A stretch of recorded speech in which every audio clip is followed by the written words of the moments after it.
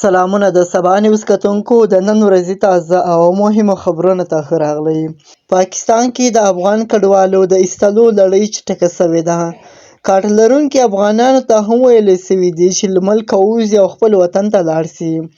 د 2015 کال د فروری په 2مه نیټه پاکستاني چارواکو د افغان کډوالو د ایستلو بهیر نور هم چټک کړی دی، چې له امله یې لسګونه زره افغانان یا خو نیول سوي او یا مجبور سوي دي چې پاکستان کې د خپلې سرپناه ځای پرېږدي. د راپورټونو له مخې د پاکستان د حکومت د لارښود په اساس چې د ملګرو ملتونو د کډوالو اعلی کمیشنرۍ د پاکستان څانګې په خپل واتساپ چینل خپور کړی، د افغان تابعیت ACC کارت لرونکي افغانان کډوال ته ویلې سوي دي چې باید له لاهور او راولپنډۍ ښارونو ووځي او خپل وطن ته لاړ سي.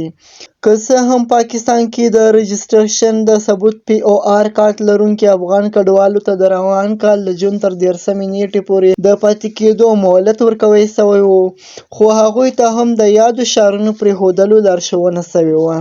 د ملګرو ملتونو د کډوالو د اعلی کمیشنرۍ UNHCR د شمیرو له مخې دا مهال شاوخوا 1.3 میلیونه افغانان رجسټر سوي دي. افغان کډوال د POR کارت لرونکو سره په پاکستان کې ژوند کوي، خو له دې پرته نږدې 780,000 نور افغانان د ACC کارت لرونکي چې د پاکستان لخوا د لنډمهاله استوګنې اجازه ورته ورکړل سوې ده.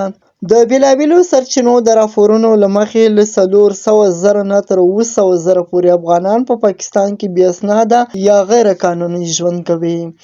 د پاکستان حکومت د 2023 کال په اکتوبر میاشت کې اعلان کړی و چې هغه افغان کډوال به وباسي چې پاکستان کې د پاتې کېدو لپاره قانوني اسناد نه لري.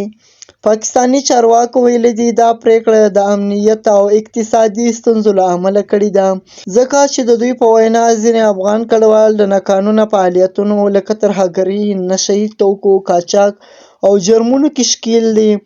د پاکستان حکومت همداراز د ادعا کړې ده چې په هېواد کې د بې ثباتۍ د لوی لامل د افغانانو کډوالو شتون دی او هغوی ته باید بیرته خپل هېواد ته د ستنېدو زمینه برابره کړي. د نړیوالو سازمانونو او افغان طالبانو غبرګونونه.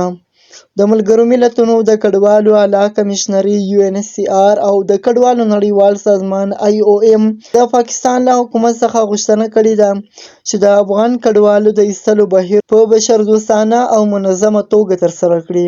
دا و د نن ورځې تازه او مهم خبرونه.